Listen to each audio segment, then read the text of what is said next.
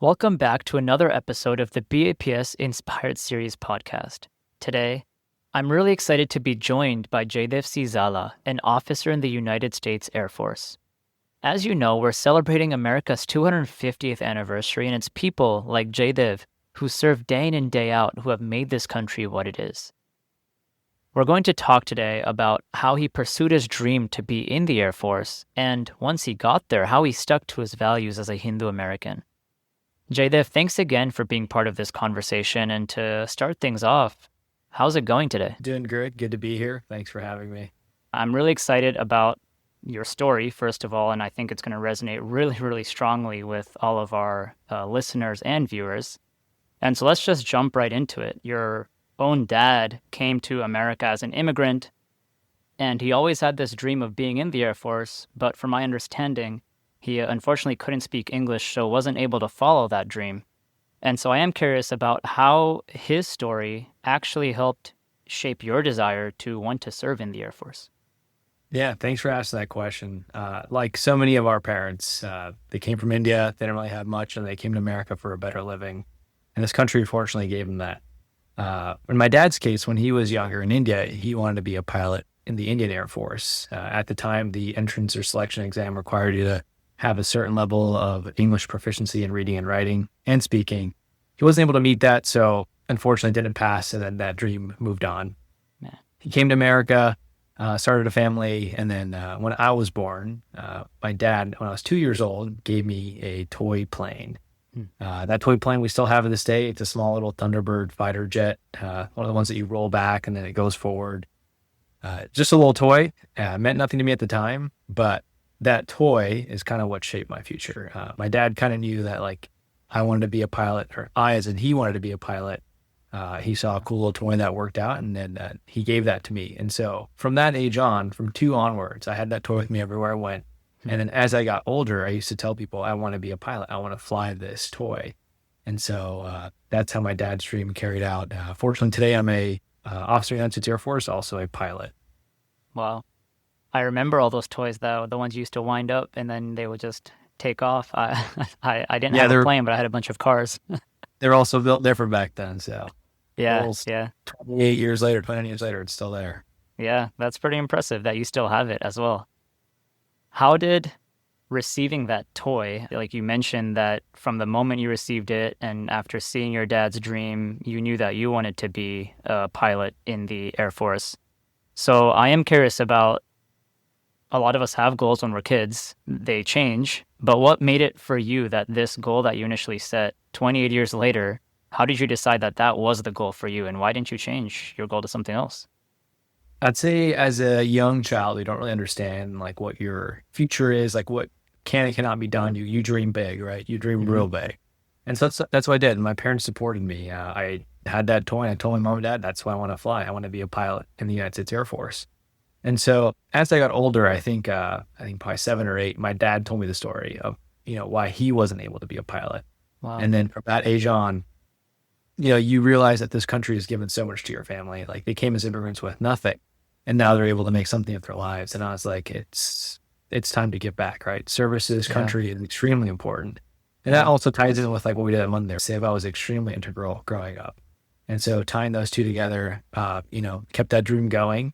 And as I got older and older, there's more people I met along my journey that inspired me, that guided me, and then, taught me what's the best way to become a pilot. That's awesome. What did everybody say to you when you wanted to become a pilot? Were there any people that discouraged you from it, or was everybody supportive right from the beginning? I don't think anyone discouraged me, because the people I told generally my family, and they were like, they'd look at you for a second and be like, like, sure, what am I going to say? He's a kid. They already told me I want to be a doctor. They're going to be like, oh, that's great. That's great. I hope to become a doctor one day. So fortunately, no one was negative. Everyone fully supported it. It was just more so they're like, he's a kid. Maybe he does it, maybe he doesn't. What's the worst that's going to happen? I'm not going to say no. I'm going to support him and cheer him on. So always had positive support from all my friends and family when it came to doing what I wanted to do. That's great. Talk to me about the actual path to the Air Force Academy. From what I have heard and what I understand, it seems like a super competitive path. So what was your journey like to get there, and how were you able to make it to the academy? Yeah, so The reason why we know about the Air Force Academy is a couple of reasons. Growing up, it's not something you hear about. You hear about the Air Force, you hear about the Navy and the Army, but you don't really understand all the different paths to get there. So fortunately, we were very fortunate as a young kid in Bakersfield, where I used to live.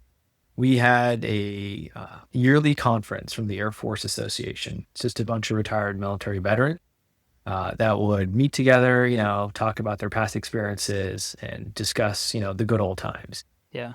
In one of those conferences, there's a regular guest that would come. His name was Ken Nishiyama. Unfortunately, he's passed away, but he was actually a navigator in the United States Navy.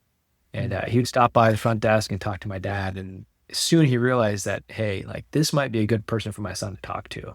And so we became pretty close. He was a mentor to me when I was a young child. And he told me, if you want to be a pilot, join the United States Air Force. That is the best way to do it. And then my next question was like, okay, how do I do that? And he's like, well, if you're smart enough, you can go to the Air Force Academy. And I was like, okay, well, I'm still in electrical school. What's the Air Force Academy?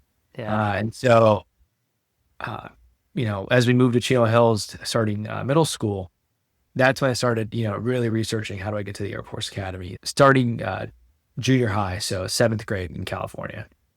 That's when I really started researching how to get to the Air Force Academy.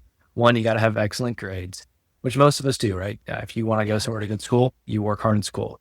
Yeah. And then the thing that most of us don't do is play a lot of sports. And I was like, well, I can't do all of that stuff. So sign up for a couple sports. And I think the thing that helped me the most was at that time, Chino Hills Monday was being built. A big thing to look for is a very well-rounded student. And part of that was volunteer service. And like I said, Monday was being built at the time. And a lot of times after high school, I think once or twice a week, and every day we could, where we had time off during high school from freshman to senior year, we'd go to Monday and do seva. And not only doing seva, but that also counted for volunteer service. And so having that, Nice. I think really helped me out. And being, well-rounded, not only in school, but volunteer service, and then also faith-oriented. That's great. And I was lucky enough where I applied junior year, did a lot of work. We knew our local congressman. To get into the academy, if you guys didn't know, you require a nomination from either a congressman, senator, vice president, or president. So it can be very tough to get, and a lot of very competitive applicants can't get in because they can't get the nomination. But fortunately, we were lucky enough where Congressman Ed Royce nominated myself. He also nominated my wife, who went to the Naval Academy. But we both got nominated, and found out in India that I got to the Air Force Academy. We were supposed to get the letter at home in California, but we were in India, and so I was nervous. I remember specifically being like, oh, dang, hopefully I got it. We got a phone call from the admissions office saying, hey, you got into the Air Force Academy. And I was like, oh. No way. Found out in a better way. That must have been an amazing feeling. There. Yeah, very similar to applying to Ivy Leagues. You got to, take your SATs, work hard in school, and some of it's also just timing and luck. Yeah. Wow. When you got that phone call, you're obviously in India with your family. What did that mean to your family? Obviously, like your dad himself had tried to get into the Air Force, obviously wasn't able to pursue his dreams. What did that just mean to both you and your family when you got that call? Yeah, honestly, it's one of those things where you don't forget, but you forget that you had that memory until you think about it. So I vividly remember our Monday was next to our staircase in the main living room. And we were in that living room just standing, and it was all 4 of us in my family. And my dad got a phone call, and I was like, oh, what's this about? And then it's congratulations, you got into the Air Force Academy. And we all kind of looked at each other and were like, wow, that's amazing. I think it was the first time I see my dad tear up. You don't normally see your immigrant father tear up. So seeing him be a little emotional, I was like, wow, I made my dad proud. I did something that he once dreamed of. This was the path to start and complete his dream that he had 30 plus years ago at that time. That's amazing. And of course, there's the other angle too, right? Obviously, being able to make your dad proud and your family proud is one thing, but on the other hand, you're also serving America and making all the Americans that look up to you proud. And of course, as I mentioned at the beginning of this episode, it is the 250th anniversary of America. And one big question I have for you is, what does it mean for you personally being able to serve the country that you mentioned earlier gave you so much, but you're serving it every single day? What does that really mean to you? Yes, as being a devout Hindu and having a faith-raised upbringing where seva and service before self is extremely important. Seva is something we always did, right? It's one of those tenets of Hinduism where it's one of those things that's implied that you will do. You don't really ask questions, you just kind of do it. And there's reasons for it, right? It makes your body stronger, makes your mind tougher. It rubs away your ego and all the different internal issues you may have. And so as my parents were able to come to this country, and I mentioned this multiple times, it's like, why were they able to become successful? Why? Only because it's America, right? This country is founded by immigrants. It's for immigrants. And it's the one place where you truly can come with nothing and make of yourself whatever you want. And to keep that going, you have to get back, right? It doesn't come without a price, right? And some of that price is serving. And so that's the biggest reason why I serve today. That means a lot. And switching over to your faith, which you just mentioned a little bit about how it's really important to you as a devout Hindu, and of course, as you serve the country, I am curious, when you got to the Air Force Academy, you said that you wanted to become a fighter pilot initially. That was your dream. And so talk to me about what that training was like when you got to the Air Force Academy. And specifically, from what I understand, you don't fly fighter jets today. So what did that decision to not fly fighter jets really mean to you? Yeah, so that decision was actually made after I graduated from the academy. That's during pilot training. And I'd say as I had that toy as a kid, it was a fighter plane. So I used to tell people I want to be a fighter pilot. And as a young kid, that's all you think the Air Force flies. And so fortunately enough, as I graduated the academy, I got selected to be a pilot and went on to flight school, which we call pilot training or undergraduate pilot training. I started that in 2018. And everyone starts to fly the same trainer aircraft. It's called the T6. They're still flying it today. And that's like the initial plane that we all fly. Once that's complete, you move on to your next platform. That next platform is a series of 3 platforms. It's either a fighter jet trainer, it's a cargo plane trainer, or a helicopter trainer. Got it. And like every big decision you make in your life, you ask your family, you ask your friends, and then if you're a faith-oriented person, you discuss it with your faith, right? Yeah. And so I wrote a letter to Bapa. At the time, on time marriage, I wrote them a letter, and I was like, here's my dilemma that I'm in, right? I always wanted to be a fighter pilot as a kid, right? But what aligns better with my faith, right? You make decisions based off of that. And at the time, helicopters did, right? They did combat search and rescue. So they saved people. Yeah. And a lot of people will ask me like, hey, why are you a Hindu in the military? The military is inherently technically violent, while Hinduism is nonviolent. And, faith aside, sure, I get that point. But I thought about that. I was like, what's the best platform I can pick? I was like, I can save people, so why not? So I wrote a letter to Bapa saying, hey, Monterrey, here's the situation I'm in. I can go fly fighter planes. It's been a dream of mine forever. I can go fly cargo planes, or I can go do, rescue, which is inherently a little bit more dangerous, right? When do you rescue somebody in combat? It's when they got shot down or they got hurt. And so I waited another week or two and I got a letter back and Bapa said, go the rescue route. And even if you think it's dangerous or you're worried about that, as long as you keep your niyam dharma, no matter what happens, you'll be all right. And so here we are today. Got selected to go helicopters and then went to go fly Ospreys. And I did the, combat search and rescue mission with the V-22. Wow. Most people, I feel like, once they have their mind on something, they just go and do it, right? Like they're not really questioning their faith. I think when you were 2 or 3 years old, you're like, I want to go fly fighter jets, and you wanted to be a fighter pilot. Yeah. What actually made you even stop and question whether that was the right path for you because of your faith? That's a tough question. I think the biggest thing is my sister. She has been a fantastic mentor and, I guess a compass in my life where anytime I've had questions when it comes faith related or, hey, what should I do? She'd always, back it up with some sort of knowledge that she has. And I think every big decision we make in life, we usually ask our guru, like, hey, give me some guidance. Yeah. And that's what I did, right? When I applied to the academy, we got, guidance from Bapa for that. When I was at that, fork in the road, what should I pick between 3 different options? I asked Bapa for that. And so I think as long as you make an informed decision that it's something that you want to do and it lines up with your faith, that's what I did, and it worked out. I think I was lucky as well. Yeah. That's great. I mean, it's amazing to see that you put your faith, obviously, even aligned or even a little bit ahead of like where you wanted to go when you were so young, when you wanted to be that fighter pilot. Looking back now, you obviously are a helicopter pilot. How do you feel that actually choosing that route allowed you to kind of stay in alignment with your faith and who you are as a person? Yeah. So funny story. I guess I didn't tell you the full details.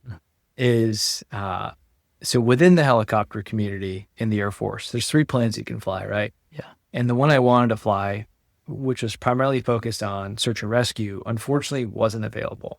At the time, I was transitioning to a different airframe model. And so for that entire time frame, there were no one selecting that exact plane. And lo and behold, it was my time to select an airframe and it wasn't available. So I was like, dang. So I wrote a letter to my boss and I, explained to him like, if I can be delayed a class or 2 or 6 months, I can get this plane. Can it be done? And they're like, nope, you can't. And so very fortunately, and looking back on it, probably the best decision of my life was I got selected to go V-22s in the Air Force, which if you didn't know, that's primarily special operations. And once again, I was like, oh, dang, we're high risk and it's special operations. And I wasn't exactly, I didn't have my mindset where I'm like, hey, that's what I'm going to go do, right? Because I was still a student.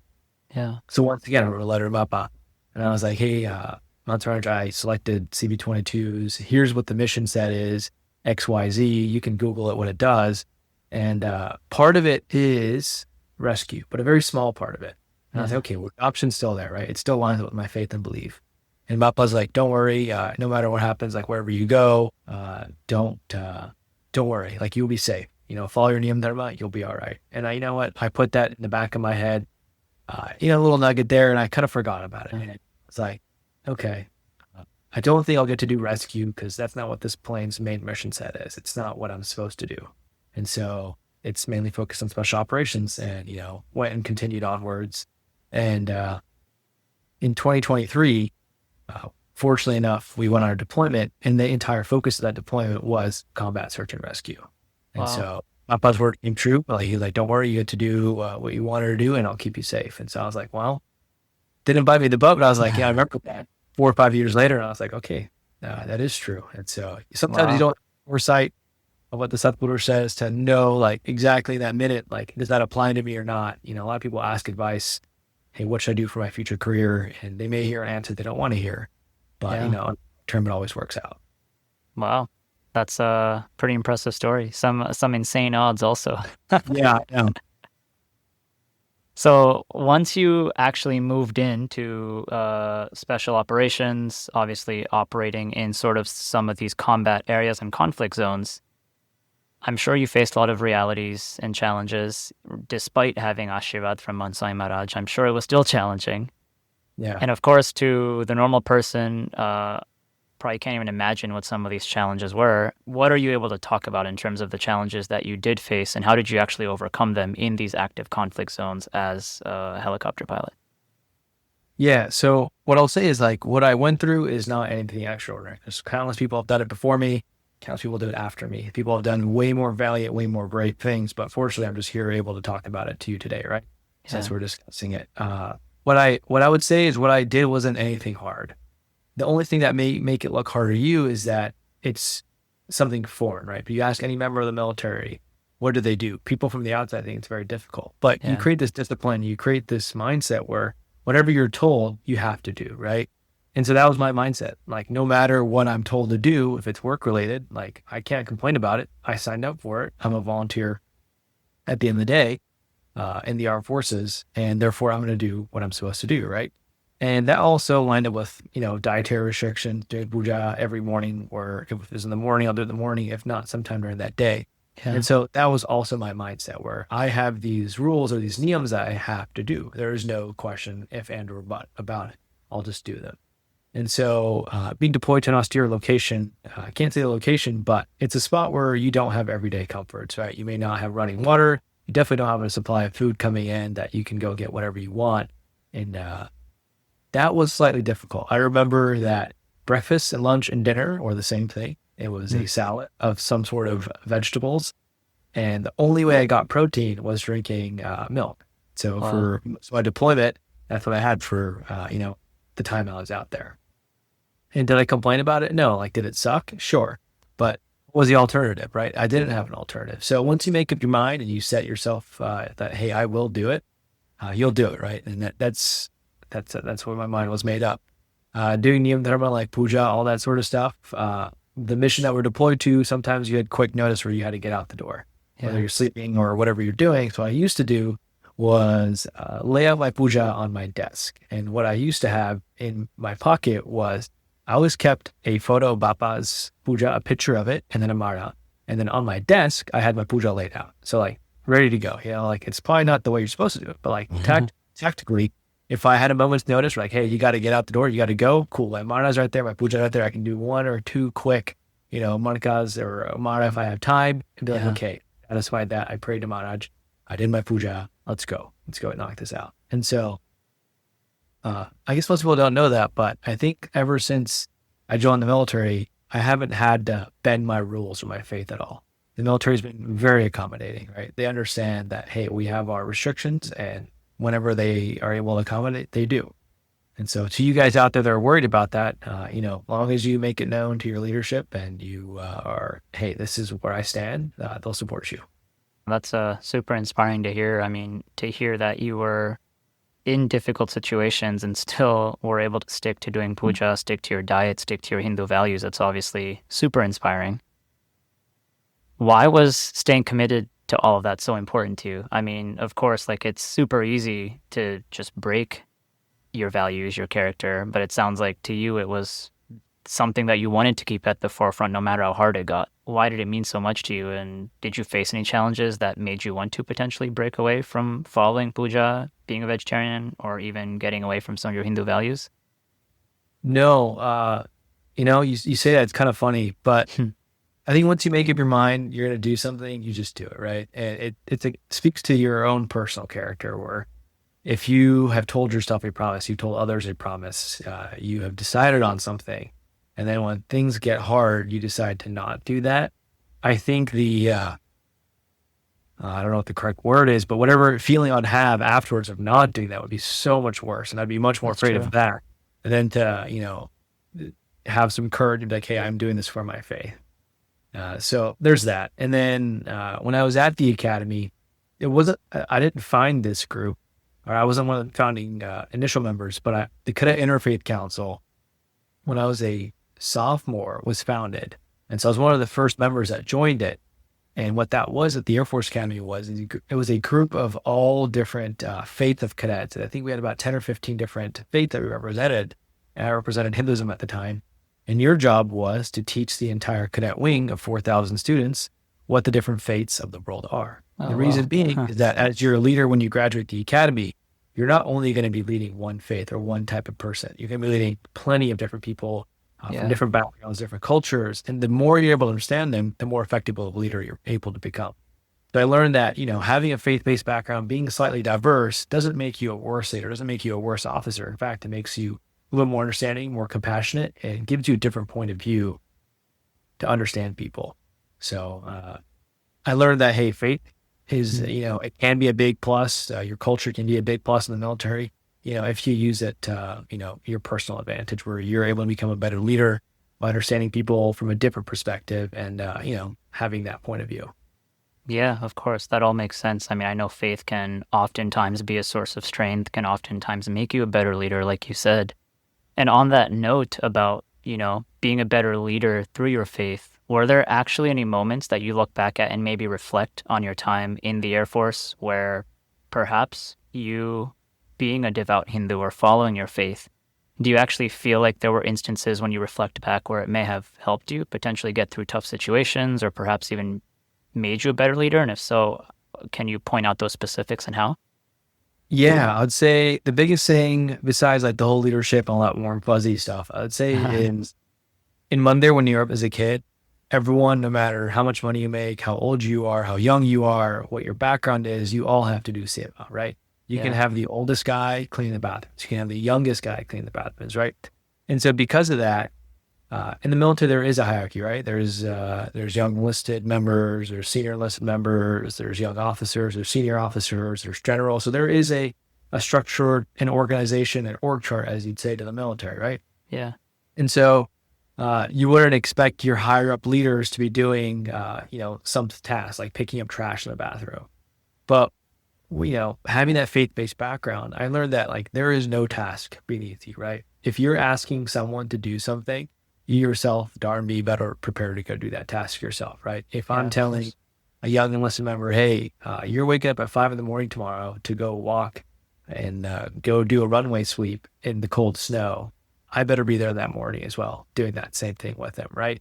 And so I think being that type of leader where you're willing to, do exactly what everyone else that you've told them to do, you're also willing to do it, shows that, you've got character, that there's no task below you, and that you're humble and you're approachable and you're able to do, the tasks that you tell other people to do. So I'd say being a good follower also makes a great leader.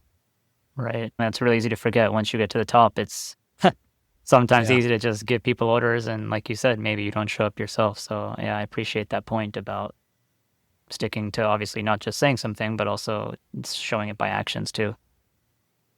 Moving on to some of your reflections as well, obviously, as you've been in the Air Force for some time, and you, of course, were able to make it to the academy as well. There's obviously a lot of young people out there who probably have ambitious goals as well. And I think even when I was growing up, sometimes it feels like you might have to give up your beliefs or you might have to change yourself to get to that dream that you have. As somebody who has had a dream and you were able to kind of live the dream now, what advice do you think you'd give to potentially younger people or anybody else out there who might want to go after and accomplish their dream, but might also feel like maybe they have to change themselves to be able to get their dream as well? Oh man, if you would have asked me that question when I was a kid, I'd have a different answer. One, I'll lead with saying, at the end of the day, all these views we talk about are explicitly my own. They're not views of the United States Air Force, the government. And, what I'll lead with is diversity and, having a different background is never a weakness, right? If you tell yourself it's a weakness, if you tell yourself, hey, I've got this, I'm Indian or I'm Asian or I'm of a different faith, and you're doubting that, then you're creating a weakness without having, even put yourself out there. Uh, this country is fantastic. It is like the best place in the world. And, Yeah. as an American, sure, it's very easy to say that, but I truly believe it is, right? I've been to all parts of the world and I've never seen another country embrace diversity like ours, right? Sometimes you just have to put yourself out there. You can't be afraid. And what's the worst that's going to happen? They're going to say no, right? But what's worse is that you were afraid and then you didn't achieve what, your potential was there to be. Yeah. So as a young kid, my parents were very supportive, right? It could have been very easy to be like, hey, you're not going to join the military. You're going to go follow in your sister's footsteps or your cousin's footsteps. You're going to go to school, get an advanced degree, and then go into the medical field. Yeah. But instead, my parents are like, you know what? What's the worst that happens? Like, I'm not going to say no to my son's dreams. And so I'd say the same thing for everyone out there that wants to do something different. Put yourself out there. Diversity is not a weakness. Be a good person, work hard. And at the end of the day, well, the worst thing they can say is no, right? So I always say, give it a try. Yeah, you're right. I love that. The consequences of not trying are probably worse than the consequence of just trying and knowing that maybe, like you said, the upside is it will work out exactly as you intended, or potentially the worst is just, it just won't work out. And at least you'll know that it didn't work out and you gave your best shot. Very last question for you before we wrap up. Obviously, you start off as this boy who had this fighter jet, 2 years old. You made it all the way up, and of course, you flew helicopters. You had this journey from being a young boy all the way up to where you are now. If you had to reflect back on the one thing that you're most grateful for in the entire journey, from anything that it could be, from family to the people you met at the academy to anything, if you could reflect on one thing that you're most grateful for, what would it be and why? Oh, that's a tough question. And I'll give you like a very broad answer. That's not like a cheap answer, but it encompasses everything. I'd say family, right? The family includes my mom and dad, my aunts and uncles, my sister, it includes my wife. It includes, all my Mandir friends growing up. It includes the Satpurush, includes all the Santos, right? It includes everybody that's been important in my life, right? So family is the most important thing to me. And that family includes the members of the United States military as well, right? They're also my family. They've been extremely supportive. I have not yet once met a person that when it came to my faith, or when it came to doing something that was going to make me a better person, ever put me down, right? I was fortunate enough for people that I surrounded myself with pushed me up, right? They say it takes a village, and it truly does. And if you look into your life as well, I can sure, that it's not something you do by yourself, right? Whatever success you've got in your life, it's never just you. It's everyone around you that brought you up. And so I'd say, my wife, family, my sister, Satpurush, and then, the entire Mandir community growing up. Everybody says that you can't do it without a village of your own. And of course, you had your village, everybody that you just mentioned that helped you get to where you were today. So, thanks again. It was amazing, Jaydev, in the conversation. I really appreciate the time. I'm sure everybody was just as inspired hearing your story as I was. And of course, as we know, that America wouldn't be the country that it is today without people like you who are helping serve it every single day. So again, I hope that this story was inspiring to everybody else just as much as it was me. And thanks again for taking the time to talk to us. We really appreciate it. Yeah, thanks for having me. It was fantastic. I appreciate you hearing us.